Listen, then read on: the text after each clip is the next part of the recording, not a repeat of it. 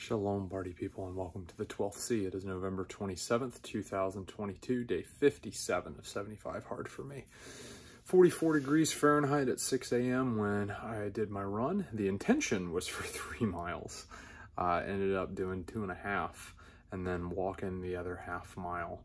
I did do some more walking and stretching today for my other workout. I did photo gallon 199.2 pounds for breakfast, peanut butter, waffles that were leftover waffles, and banana. And then I had chicken and rice, cheesy potatoes, green beans and peas for lunch, and then leftover sweet potato stew, deer meat mixed in with that, then spinach, carrots, and hummus, and I had some sugar-free corn chips. So a little bit of explanation on that 2.5 miles that was supposed to be 3. So anybody who runs any real amounts of distance, and I wouldn't consider 3 miles like a real amount of distance other than just like, hey, this is a little bit more than the average Joe wants to run every day. Which my run times right now are still abysmally slow from being sick and taking the foot off the gas pedal, definitely. But I intend to hit the distances hard in the AM and just keep going. So it is what it is. But you know, I don't want to just have intentions. I want to actually act on those intentions, and I don't want to make excuses because excuses are lies. That being said, the 2.5 miles, the brother that I was running with, and he can definitely attest to this. I was like, dude, I am about to crap my pants and I need to stop. The area we were running in used to have a whole bunch of brand new construction, and there were porta potties like every other house. And so it wasn't that big of a deal. If you had to go, you could go. And there's some other routes I run where there's either a convenient bathroom at a couple of different locations, or there is a real nice patch of woods that you can go pop a squat if you had to. But where we were, it was in public on a Sunday morning. And while it was raining, I didn't want to do that to anybody's front yard. And I definitely wasn't gonna go about just in the middle of nowhere. And I didn't have intentions of crapping my pants. So, funny story. Like I was saying, if anyone who runs any real amount of distance, they know the bowel movements that come with running, and I typically don't concern myself with it. Anything under 5 to 7 miles, but you know, occasionally it's there. I was training for a half marathon when I was in high school. I believe it was my freshman year of high school. And I don't remember if this one was the one that was like on my birthday, but it was right around my birthday. And I was coming in, and for whatever reason, because I've got another one of these, but for whatever reason, this was like less than a mile from where I was gonna finish. And I had been kind of fighting I gotta go, and I was like, I think I can make it. And that was the mistake. If you're at that, I think I can make it, it's too late. And just like everything come out, and I was wearing long sweatpants, and it was going down my leg. It was in my socks, like it, oh man. And it was kind of doing the wide-legged cowboy waddle, to try and make it back to the house, hop in the shower, and, you know, hose off. And that was just part of it. Several years later, my wife was pregnant with our first, and we were just kind of like in the groove of, hey, I'm gonna go work out. You rest up. I'm pretty sure she was in her 3rd trimester at the time, and I come running, and I'm probably 100 yards from the house, and it hits me, and I'm like, oh, and I wasn't even in the I think I can make it zone. I was in the I'm not gonna make it zone. And thankfully I was wearing shorts this time. And I had kind of lost a little bit already, and I made it in the front door of the house, and I come running in, and I'm like, I need to go to the bathroom. And I think she thought that I was like severely injured and like bleeding and needed to like wash a wound. And so she comes following me into the bathroom, and I'm like yanking down my shorts, and like the poo's already coming out. And I jump in the shower as I like have stripped off. I don't even know how I did this, but like jumped up in the air and like stripped off my shorts and like slung them into the shower before me. And she comes running into the bathroom right behind me. Because we were remodeling at the time and we didn't have a door on the bathroom. And she smells the fecal material that I have coming. And, you know, she's like 7.5 months pregnant at the time. And she's like, oh my gosh. And in my mind, I'm like, oh my gosh, she thinks that, you know, the smell is so atrocious because pregnant women, just their noses are just super sensitive. Like she could be in the driveway with the garage door down, the car running, and I could be in the kitchen and she could smell what I'm eating, which is like just part of her being pregnant. But like, so she gets a full nose full of everything that has just been evacuated from my bowels. And in my mind, I'm like, oh my gosh, I'm just causing my wife to go into labor at this time. And I'm just trying to get clean is my #1 goal in the shower. And then all right, now my wife's like hyperventilating, and this is going to raise her blood pressure to the point that the baby's coming right now. And I just have these visions of, oh my gosh, I'm going to be pantsless and having to catch my baby like right then and there, and like, oh. So that was the creme de la creme of, you know, doing any real distance running and having bowel movements. I've had a couple other instances where, you know, I've felt it and had to go run in the woods, or knock on a friend's house door and like, dude, I need to use your bathroom right now. You know, I have no qualms about if it's a secluded area going, but I'm definitely not going to do it in public, and I would never do that in somebody's front yard. I wouldn't even do it in somebody's front yard if somebody I didn't like.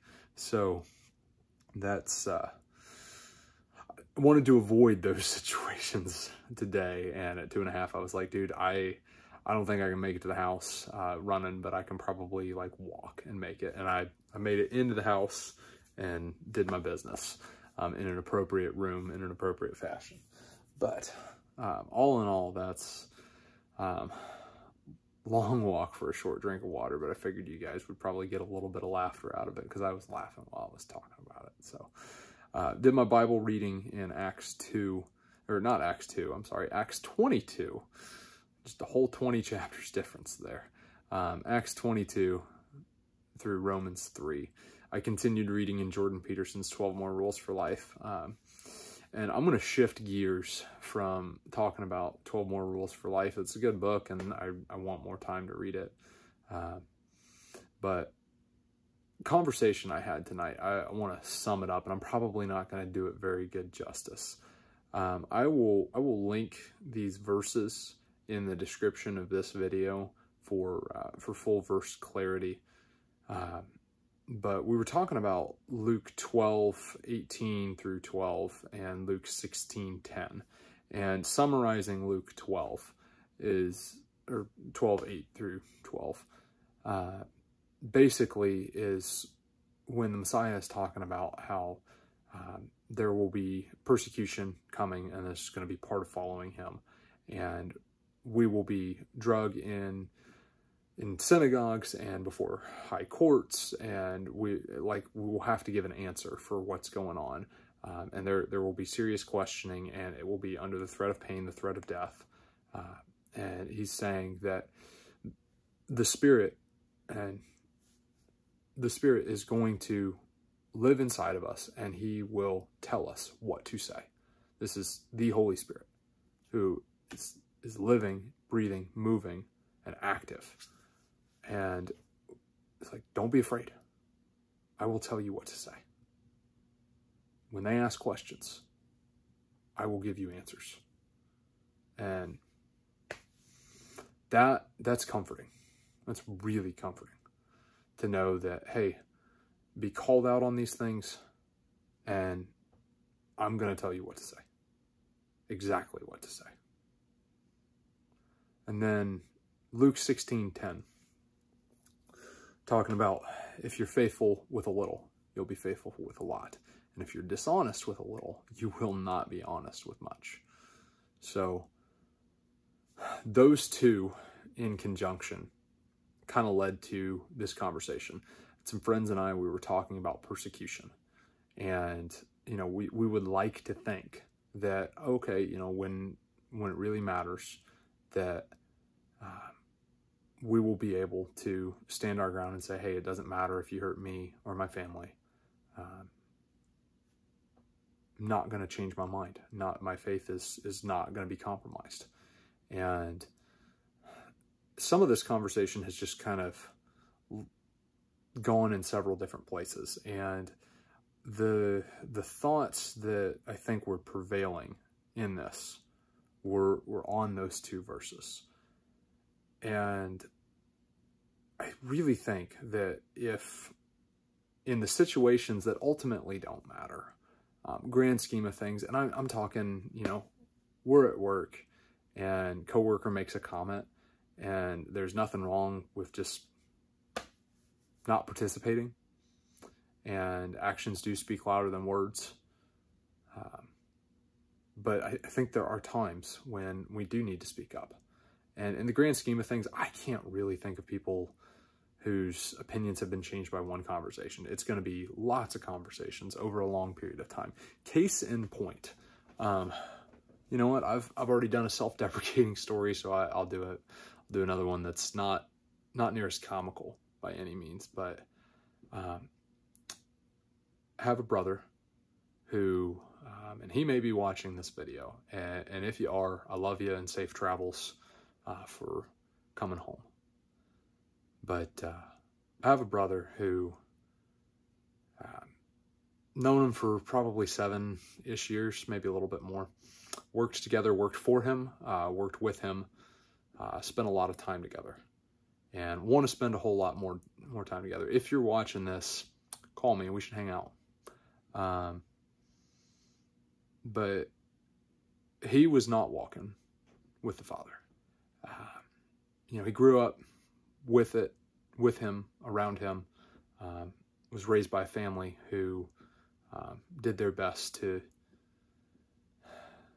point him in the right direction. And he went out and sowed his wild oats, and his story is his to share, not mine. And when I met him, you know, he was in a particular place in life and was kind of shutting a lot of this out. And, you know, he and I had a lot of conversations. And I can't honestly say that those conversations ever went anywhere. I would think that, hey, I'm bringing up this really good point, or I'm pointing to a really good scripture, or, hey, dude, you know, I love you, my family, we love you, we love your family, we love you and yours. And we're not trying to, you know, make you into something that you don't want to be. We just love you, and we want you to know the Messiah. Is ultimately where a lot of these conversations were. And prayed for him for a very long time. I had a lot of people praying for him. I know there were a lot of people outside of my circle that were praying for him for a very long time. To the point where years are going by, and maybe a little progress here and there, maybe not a lot, if any. And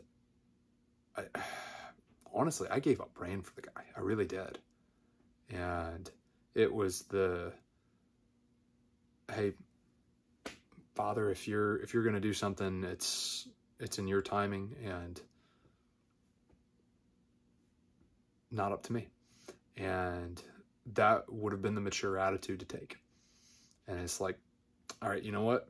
If this isn't going to go anywhere, I've wasted enough of my time. It is the attitude that I ultimately developed, and it was very bitter.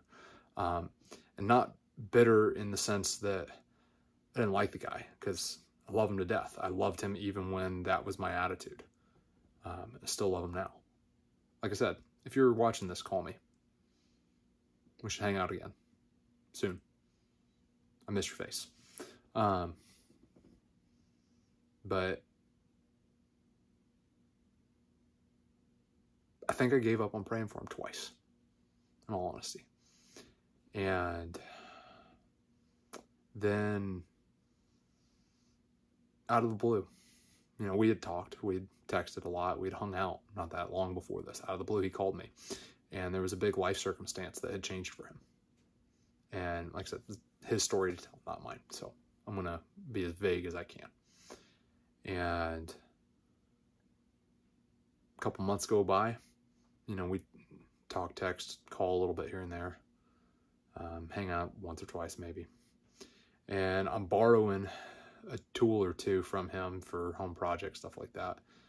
And he makes the one-off comment to me that because of the life circumstances, family circumstances, stuff like that, that had changed, that he had actually started picking up a Bible from someone who was very close to him that had a whole lot of notes in it, and started reading a lot.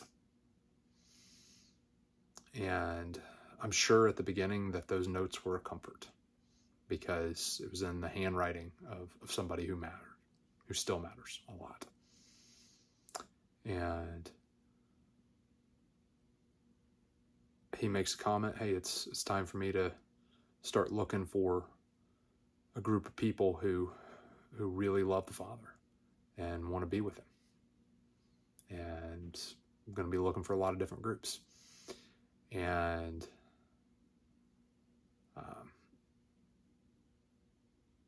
on the outside, I was probably pretty stoic.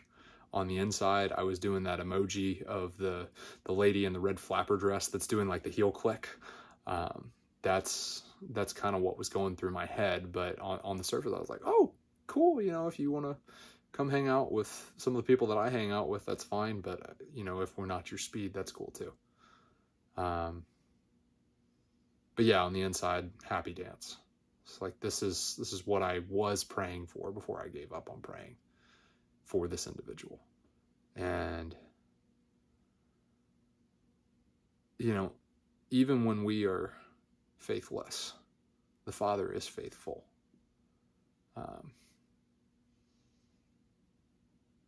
You know, I'm not trying to pat myself on the back. I'm not trying to blow my own trumpet, because I can tell you that in all honesty, wasn't much I was doing. And this dude's walk with the Father doesn't have nothing to do with me.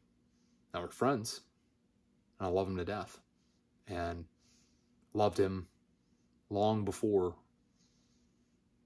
he started walking with Father again. But, you know, I just keep thinking about, would his walk with the Father, with Messiah, have started sooner if I hadn't given up? I'm glad it's there now. I really am, but it's speculation. It's not up to me. It's not. But what I do think is that if we are faithful in the little things, in the conversations, if we are faithful in the actions, the small things, the big things, we're going to be a whole lot more faithful. When persecution comes, and that's something that I'm honestly of two minds for. I don't want people that I love to get hurt, but there's a lot of hypocrisy, and I tell you, I'm a pretty big hypocrite. I really am. I really think that persecution would weed out a lot of the hypocrisy, hopefully in me, but also in a lot of the things that I see, a lot of the people that I see too. But I need to deal with this guy first. And if we're faithful in those situations that don't matter, ultimately, I mean, just small little everyday conversations, small little everyday actions, if we're really faithful in those, when that persecution comes, I think we're going to be a lot more faithful than we will if we just take the preacher by the hand, say a prayer, and move on with our lives, because that is not what I'm about. I am of the mindset of, I want to be actively walking with the Father. I want to be in awe of my Messiah, and I want to be ready to do what he says. He says, jump. I say, how high? He whispers in my ear and says, hey, this is the still small voice. This is what I want for you. I'm reading in his word. And he says, move. I want to be ready to move. And it's being diligent. It's being faithful. It is being disciplined. It is being conditioned in the day-to-day. I'm not saying I'm good at this, because I'm not. But in my weakness, he is strong. He is strong. So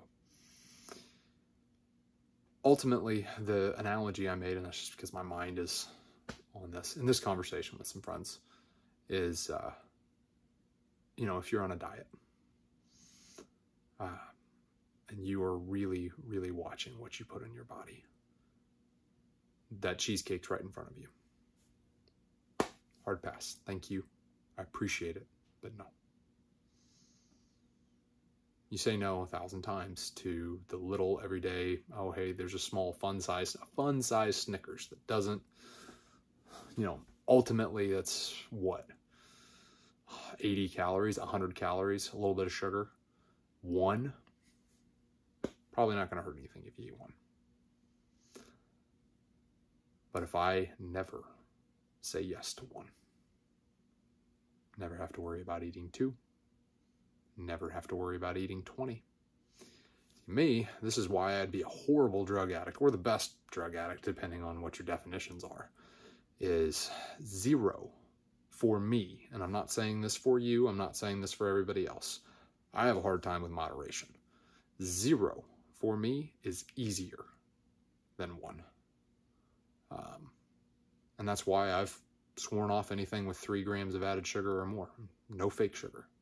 Something that I'm done with. So you keep saying no to those small incremental diet things that are going on. Sure is a lot easier to say no, because now my brain, my cravings, my appetites are hopefully getting, if not already there, rewired. We're 57 days deep into me not doing added sugar or fake sugar. And this is added sugar above 3 grams. And the whole reason I've chosen that is peanut butter. And if that needs to go, that may need to go. But right now, you know, as long as we're reading those food labels, reading those ingredients lists, it's the best we can do right now. Ultimately, diets don't matter. I want to be healthy, but if we are faithful in the things that don't matter, ultimately, if when situation arises and somebody's just making an offhand comment of, oh, hey, I can't believe, you know, you waste your time on Sunday mornings. I can't believe you waste your time taking a Sabbath rest. I can't believe you waste your time, you know, reading that book. I can't believe you waste your time praying to somebody who never answers you. Hang on a second. This group of community that we meet with, we are all centrally focused on one, and that is Him. And He is far greater than anything we are able to imagine, far able to do more than we do our best to not put Him in a box, and sometimes we do a bad job at that, but He lives and moves and breathes and is so active if we just listen. You know what? This Sabbath thing, that's a choice. And my family has found so much blessing in it. And getting more done in 6 days than we could possibly do in 7. I've seen it. It's real. Now, there's people who keep Sabbath that don't follow the Father. Missing out. Because He is so amazing. You know what? Reading this book, there's a reason it's been around as long as it's been around. And that's not to control people. Now, have people control people with it? Yeah, you better believe it. But His word is alive. And it's speaking to us if we would just shut up and listen. And then He says, do, and we do. your life will change. It really will. And you know what? He may know everything, and I may not hear him audibly. That's debatable sometimes. But I may not hear him audibly, but he speaks to us. We just shut up and listen. Read his word. And if what we're hearing doesn't line up with what's in his word, it ain't him. But when that persecution does come, and I believe it's coming, now, million factors in the, hey, if we're more removed, we need to be listening to whether or not he's going to be removing us from situations, because if he wants us somewhere, we need to be there. But if persecution comes in my lifetime, I want to be ready. And I want to be faithful in the things that may not matter in the long run, but things that he's set before us. And that way, when the time comes, and I need answers, and he is giving me answers, because I've been faithful and listened. And it's not on me. That is everything he is doing, and nothing that I am doing. Go do hard things.